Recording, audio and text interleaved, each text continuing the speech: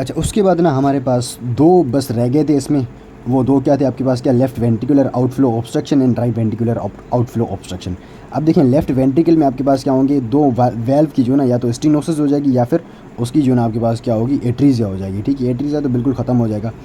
अब देखें यहाँ पर अगर मैं लेफ़्ट वेंट्रिकल को लूँ तो लेफ़्ट वेंट्रिकल में आपके पास एओर्टिक वेल्व होता है मेनली। ठीक है, आउटफ्लो की बात करूँगा मैं, इनफ्लो की नहीं, आउटफ्लो की। ठीक है, यहाँ पर इसमें क्या होगा, एओर्टिक वेल्व होगा, यहाँ पर पल्मोनरी वेल्व होगा। ठीक है, तो इनमें दोनों में जो ना डिफेक्ट होगा तो आपके पास ये डेवलप होगा।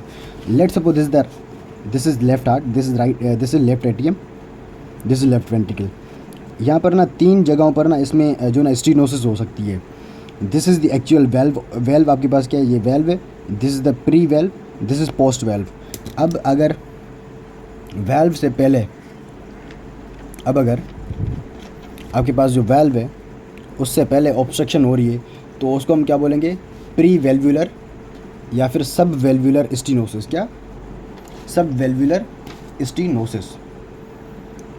ये क्या होगी आपके पास, सब वेल्वुलर स्टीनोसिस होगी। दिस इज सब वेल्वुलर स्टीनोसिस। अब इस सब वेल्वुलर स्टीनोसिस में होता क्या, आपके पास डिस्प्लास्टिक चेंजेस आती हैं। क्या, ये क्या आपके पास सब वेल्वुलर है, ये सब वेल्वुलर है। इस सब वेल्वुलर में आपके पास ना ये होता क्यों है पता है? ये होता है due to the thickening of endocardial tissue. ये जो दिस इज़ एंडोकार्डियम, ये अगर मैं दिखा दूं आपको, ये एंडोकार्डियम है। यहाँ पर अगर मैं मायोकार्डियम बना दूं, ये पूरी की पूरी ये क्या है, मायोकार्डियम है, ये क्या, एंडोकार्डियम है। This is the thickening of endocardial tissue.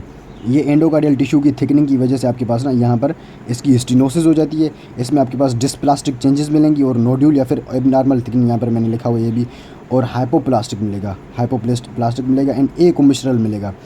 ये क्या आपके पास क्या इसके कोमिस्चर होते हैं, वो आपके पास ए कोमिस्ट्रल हो जाएगा आपके पास। ये जो एओर्टिक वेल्व है ये आपके पास ट्राइकस्पिड वेल्व होता है। ठीक है, तो इसके ना तीन कसप्स होते हैं। लेट सपोज यहाँ पर मैंने दिखाया हुआ है, एक ये कसप है इसका, ये दूसरा कसप है इसका, ये इसका तीसरा कसप है।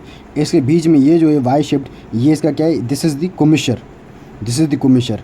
अगर मैं इसमें से कोमिस्चर निकाल दूँ तो एक कोमिस्ट्रल हो जाएगा, और यहाँ पर ये मैंने क्या लिखा हुआ है, यूनिक कोमिस्ट्रल, तो इसमें आपके पास सिर्फ एक ही कोमिस्चर बचेगा। तो इसमें वेल्व में ना ये चेंजिंग आती हैं। ठीक है, तो ये आपने याद करनी है।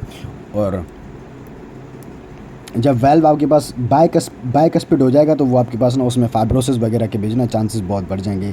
एंड अगर आपके पास ये पेशेंट आपको मिल रहे हैं तो इनमें ना आपने प्रोफाइलेक्सिस देनी है फॉर इन्फेक्टिव एंडोकार्डाइटिस। ठीक है, इन्फेक्टिव एंडोकार्डाइटिस मैं आपको पढ़ाऊँगा बाद में। ठीक है, बहरहाल ये सब वेल्वुलर थी हमारे पास। उसके बाद हमारे पास क्या आती है, वेल्वुलर आती है।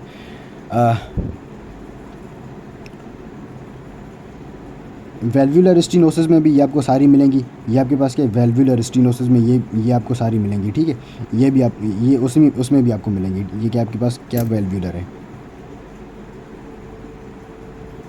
ये वेल्वुलर में मिलेंगी। ठीक है, और सब वेल्वुलर में भी मिलेंगी। ठीक है, अच्छा, उसके बाद आपके पास क्या है, एबनॉर्मल डिस्प्लेजियाज। ये आपको कहाँ मिलेंगी, वेल्व के बाद में, मतलब क्या, सुप्रा वेल्वुलर स्टीनोसिस। क्या, सुप्रा valvular stenosis.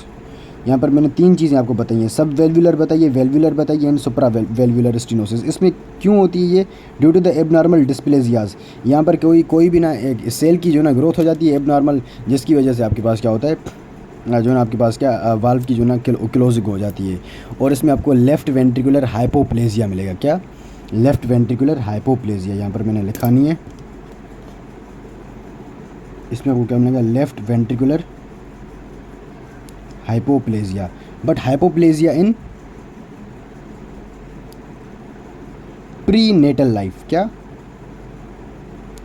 Pre natal life में आपको हाइपोप्लेजिया मिलेगा। अगर आपके पास जो है ना आफ्टर बर्थ, उसमें एट्रोफी मिलेगी आपको। क्या, एट्रोफी मिलेगी, या फिर उसमें आपको ना हाइपरट्रोफी मिलेगी। ठीक है, क्या, एट्रोफी मिलेगी, या फिर ये प्री नेटल लाइफ में आपको उसकी हाइपोप्लेजिया मिलेगी। अगर वो जो ना आपके पास क्या, पोस्ट नेटल लाइफ है, या फिर बर्थ के बाद आपके पास जो बेबी आ रहा है, उसमें अगर ये चीज़ें आपको मिलेंगी ना, ये स्टीनोसिस, तो आपके पास वो ना, उसमें आपको क्या मिलेगा, आपके पास जो लेफ़्ट वेंट्रिकल है उसकी हाइपरट्रोफी मिलेगी या फिर एट्रोफी मिलेगी। ठीक है, तो ये आपने याद करना है इसमें।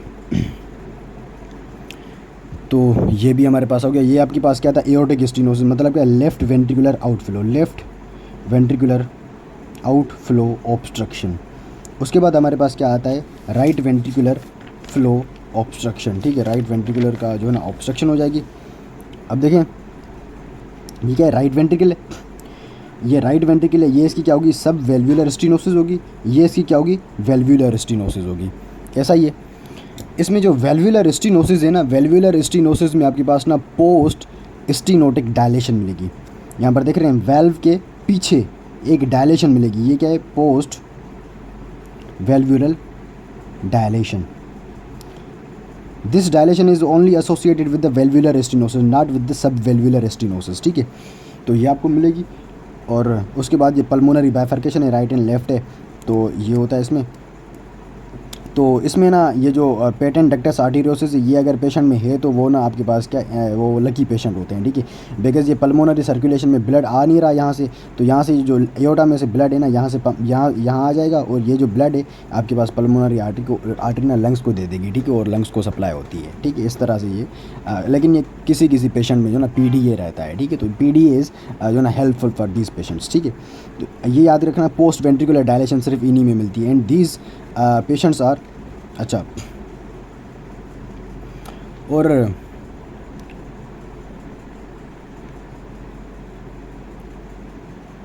इसमें आपके पास होता क्या है, जो है ना, ये जो आपके पास ना एसोसिएटेड होती है विद द ट्रायसोमी। ट्रायसोमी आपके पास 3 टाइप की होती है, 13, 18 एंड 21।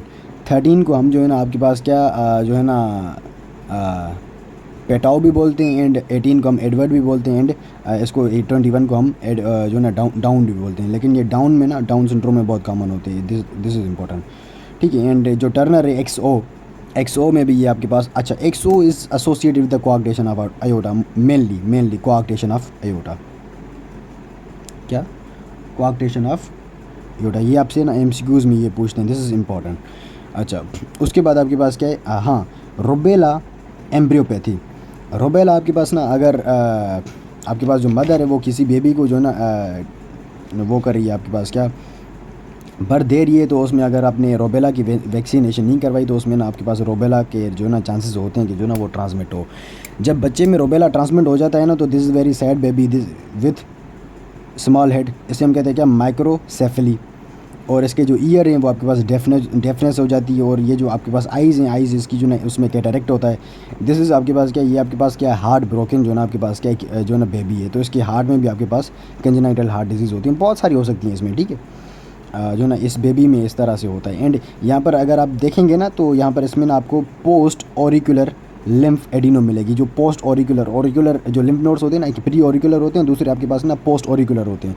तो पोस्ट ऑरिकुलर जो लिम्फ नोड है ना, वो आपके पास उनमें लिम्फ एडिनोपैथी मिलेगी। एंड जब रूबेला आपके पास ना इन्फेक्शन होता है, तो रूबेला में ना आपके पास 2 एंटीबॉडीज़ बनती हैं, एक आधी आपके पास क्या, IgG एंड IgM। अगर आपके पास पेशेंट आ रहा है विथ IgM, अगर आपके पास कोई भी मदर आ रही है विथ IgM इन्फेक्शन, तो आपके पास ना बेबी को ना नुकसान है। बेबी को नुकसान क्यों है वो मैं बताता हूँ। IgM is the marker of recent infection, क्या, IgM is the marker of recent infection, and IgG is the marker of post infection. क्या मतलब क्या, ये पोस्ट मतलब क्या, कोई भी पास्ट में जाना कोई भी ये इन्फेक्शन हुआ है, लेकिन रीसेंट का मतलब आपके पास क्या है, अभी इन्फेक्शन हुआ है मदर को, तो ये आपके पास बेबी को ये ट्रांसमिट कर सकती है। ठीक है, तो इस तरह से ना अगर IgM डिटेक्ट हो रही है, तो आपने ना उसका जो है ना आपके पास क्या बेबी का जो है ना बहुत अच्छे तरीके से ना ख्याल करना है, और उसको ना वैक्सीनेशन करनी है मदर की। ठीक है, so this is all about the जो है ना आपके पास क्या, अच्छा, यहाँ पर इसका मैंने नाम नहीं लिखा, this is right ventricular outflow obstruction. ठीक है, so this is all about the जो है ना आपके पास क्या, congenital heart disease. I hope कि पूरा टॉपिक आपको क्लियर हो गया होगा।